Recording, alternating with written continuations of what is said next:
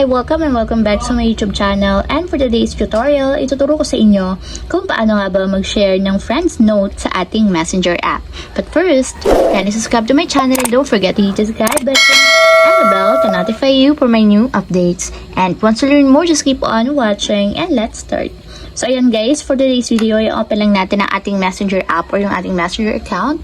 And make sure guys na updated yung messenger app na gagamitin natin. So dito sa pinakang chat list, pumili lang kayo ng isang notes na galing sa inyong mga friends. So pili lang kayo dito. So piliin nyo guys yung may mga notes. So ito na lang yung pipiliin ko guys. Tap nyo lang yung note na gusto nyong i-share yung note nila.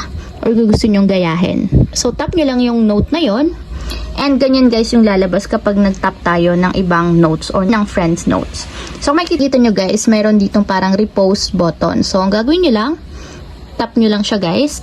And automatic, yun na yung masishare natin or yun na yung lalabas sa ating notes. So, share lang natin guys.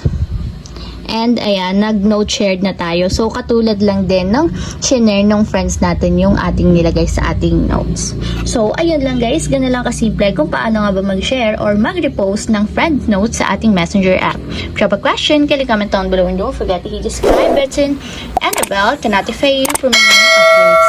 And thank you for watching!